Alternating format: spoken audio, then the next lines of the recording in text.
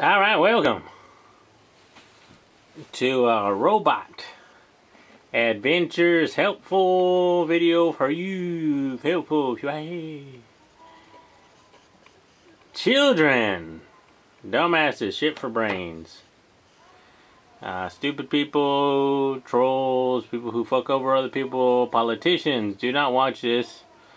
This video is made for people who like robots or transformers or figures and painting and building stuff like that. If you don't like any of that, then there's no reason for you to be here. Any comments hating this video will just prove my point that you're a fucking dumbass. Alright, so please click the bye-bye button over... I don't know where it is. It's somewhere.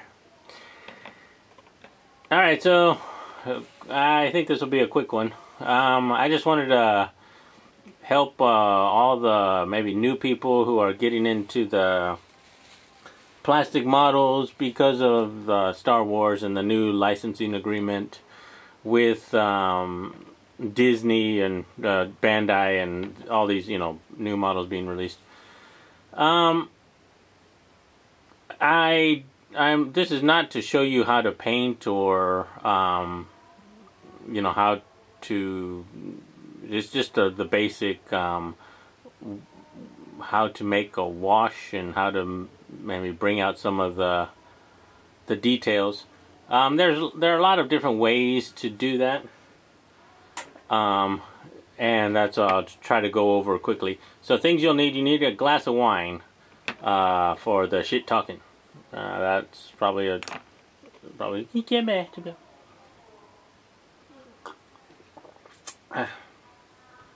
In the background, you need to have the door or window open because you need to ventilate the place, because you will be using paint and you will get high, and that is not a good thing. You might have some kind of nerve damage or seizure or something if you inhale too many paint fumes. So yeah, don't do that. Alright, so let's see. So here's... okay, bye-bye, robot. Alright, so you get your basic figure built, okay? So here's your ATST, right? And you got it built up, and one side is super clean. There's no markings or anything on that. Oh, great. It's not going to focus on other parts of the thing. I need manual focus.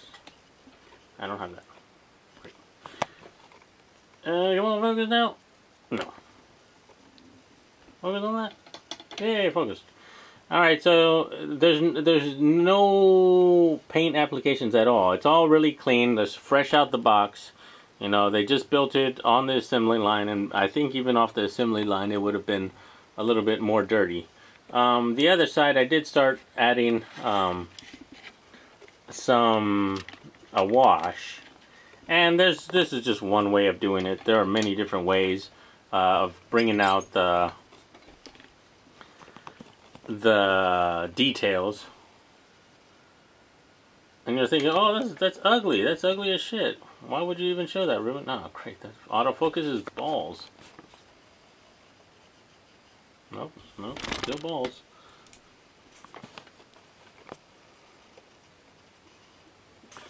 And that's balls. Did I get it? Almost? Did I get something? It's focusing on some crazy shit. Okay, well, there we go. A little bit better. So you're looking at that and like, man, that is some ugly ass painting. That sucks. You suck, Ruben. Yeah, that's what the wash is. It's not really detailed. It's just kind of like throwing a bunch of shit on there, and then you got to clean it off. And then the residue, what is left behind, gives it the effect. So I showed you this a little bit in the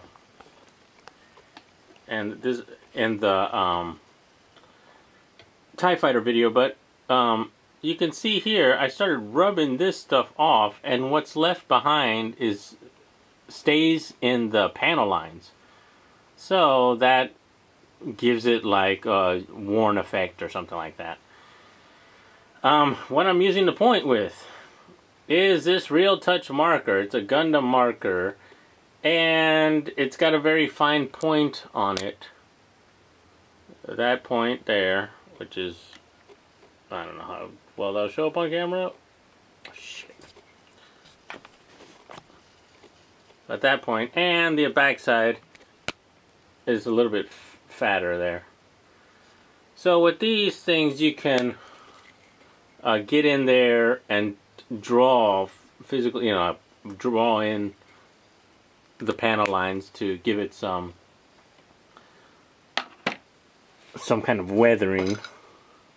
There's another Gundam marker, and you can see this one's a little bit different. The point is even more.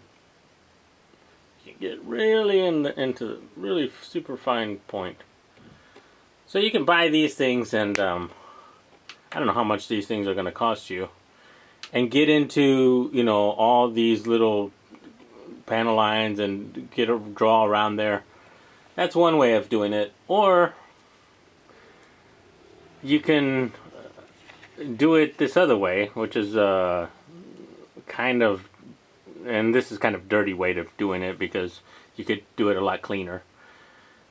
Some people like to dilute the paint and then just touch the panel lines, and then through like capillary action, the paint will be drawn through the panel line and leaving a bunch of paint, and that's another way of doing it. So you would take yourself a pen like this and then dip it, or just touch the panel line, and then the capillary action of the groove would suck in the paint all around, and you just start touching stuff and it'll just get wicked away. That's one way. You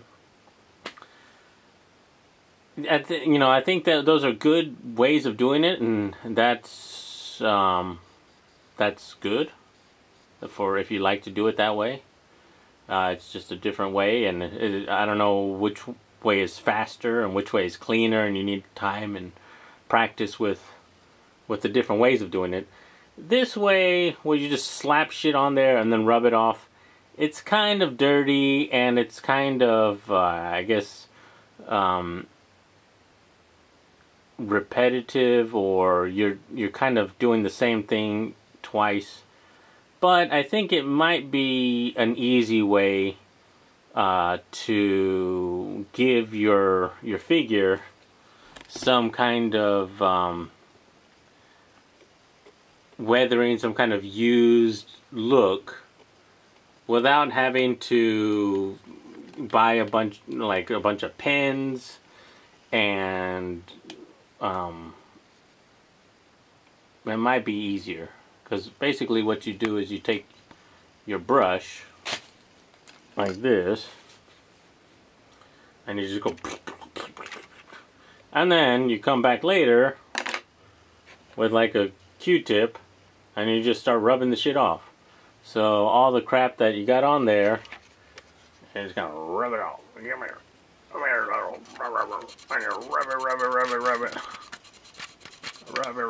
it. No, that's not even showing. But yeah, oh fuck, there goes the robot. But yeah, you just start rubbing the shit off, and it's like, oh look, because you're using really diluted paint, so it's not really heavy on there. And I think the trick is to get some diluted paint. So if you're mixing paint to the recommended proportions, then I think it's a little bit thick, and it's good for actually painting. I'll give you some examples here. Bye. So when you buy paint, oh, here's a fucking paint lesson. Or I don't know. When you buy paint, the paint. It's always Russell Peters when I talk about paint. I do have some Tamiya stuff, but I have a lot of Mr. Hobby stuff too. So I'll just go with the Mr. Hobby stuff that I have just to show you some generic products that are out there, and they might be called something else in your place. But so these are really old, these kind of bottle caps. The new stuff has like this type of stuff. Once you start buying a bunch of paint, you will probably get it stuck. The lid will stick. So you need to crack the lid. And you can buy some like openers like this, and this is a little bit old because it still has the old type. You put it on top and crack it. So this is kind of helpful. These are useful. It comes with a little like rubber holder there. So basically what you do is you take one of these, one of the paints that you buy, and that's about 10 milliliters, and you mix it like 2 to 1. So 10 milliliters plus 10 milliliters and 10 milliliters. So you take all your paint, you pour it out into some kind of spare bottle or some kind of other kind of bottle. So there are a bunch of spares. These are the old kind with the metal lid. The new kinds have plastic lids. But you take your paint, you throw it into an extra bottle, then you fill up the original container like twice with paint thinner. Ta-da! Oh man, this is flowing smoothly, all in one take. I'm hoping. So you take your paint thinner. This is from Mr. Color, and there are several varieties of paint. There's like water-based, and it's like I guess the strength of the paint. You can put lighter paint on heavier paint or stronger paint, but you can't do it the other way around. If you have like a water-based paint and you put like an acrylic or heavy paint on that, the heavy paint will just eat through the lower layer of paint. So you just flip it around, and that comes when you want to do some kind. That comes into effect when you want to do some kind of layering or some kind of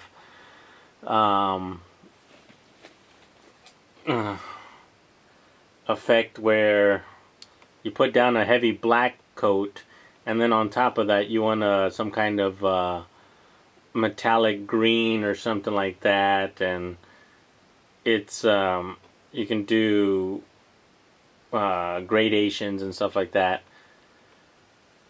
I guess that's airbrushing and stuff like that. But anyway, when you're buying your paint, try to buy the thinner that goes along with the paint. Maybe they'll tell you at the store, and maybe that makes it easy. So you do that. You mix up your paint. You get some paint. You got your regular strength paint for painting. Then you take some of this paint, the regular strength paint, and you take it out using like a pipetter, something like this. You suck it out. Tastes good. Don't taste your paint. And then you put it into some other bottle, like a spare bottle, like what I did with this one. And this is the water-based paint here by Mr. Hobby called Aqueous. I think that's the name. And it doesn't smell as bad as the regular stuff. It's a lot, if you're really sensitive, get the water-based paint, and it works well. So you take yourself some of this guy right here. You suck it up into your pipetter, into an empty bottle. Like oh look, I finished all the paint. So you open up an old bottle, and it's a spare bottle there. And you pour in a little bit of paint, and then you start adding the paint thinner, and you thin it out. That's alright. It's very, I guess, step by step. I haven't opened any of the paint, so I'm still drinking.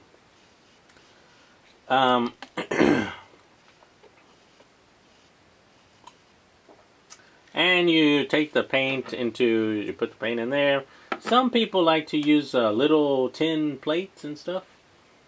Hold on, I think I might have some. Alright, so I couldn't find any. You get like a little tin or something like that, or even the bottle cap. You can pour a little bit of paint in that, and then pour a little bit of thinner, and then moisten your brush in there and start painting. So, where the hell did I put the brush? Oh, there it is, over there. So I just opened up this paint, and it's a little bit stinky. So good thing I have the. So you kind of do that. You stick it's all really diluted, and you can see when I pull it out, there's just like really faint tint of black on there. And I'm just, the excess stuff, I'm just dropping off there. I'll take a piece like this. How about Chewbacca? Get out of there. And we'll take the lid off that. Alright, so this is the lid off the... And we want to get those portholes covered, so we just go bloop, bloop, bloop. Bloop, bloop, bloop. I just gotta smell. Oh, look, you got a bunch of that.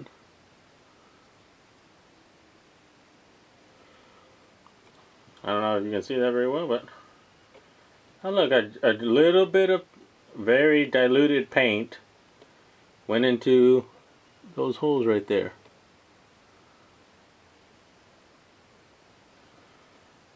Like that. Alright, so we'll just leave that there. We can do the bottom side too, because it's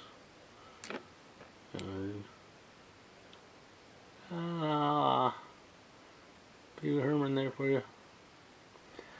Alright, so it's all diluted and watery and shit. So then after you get that, you let that dry if you want for a while. Then after it dries, you just come back later with the Q-tip and start rubbing the shit off of it. And all of the paint that is inside those I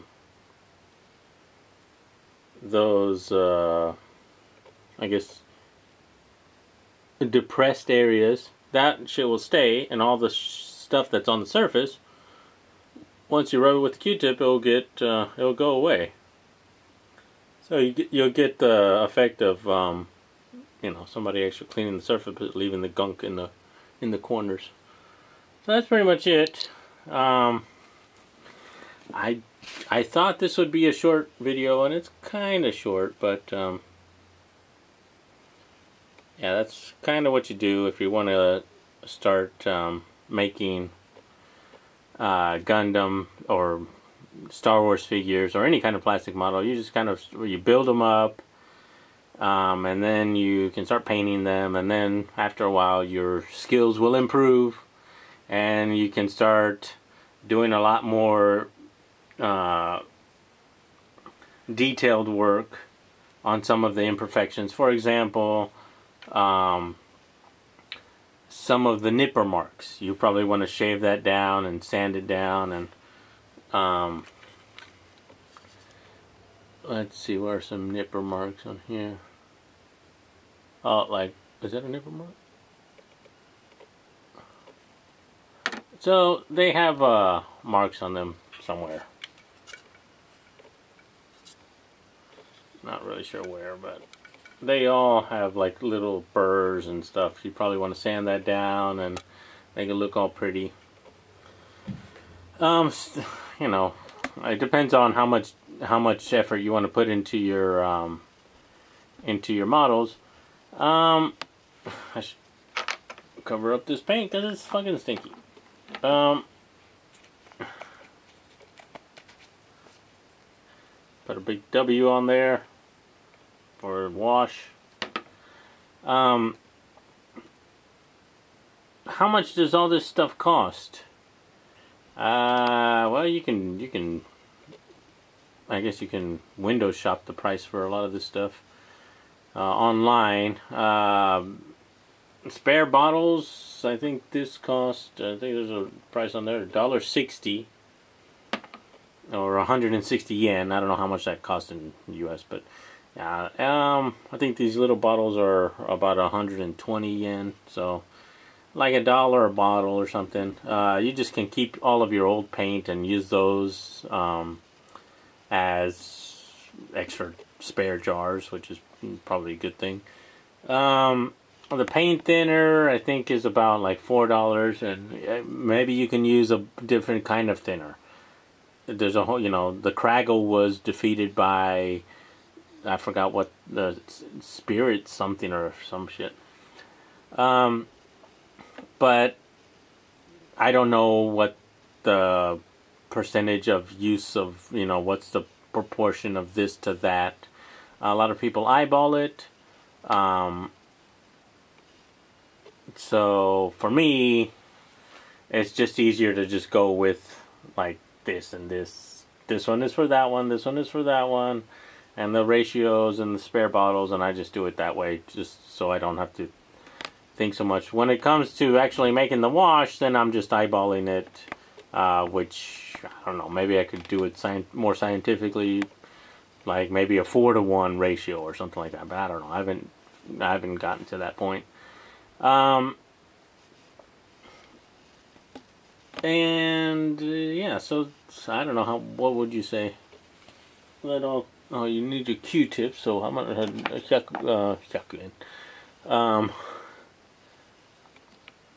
However, how much Q-tips cost? If you do the wash really thin, it probably dries up pretty quick. But maybe you want to let it settle, but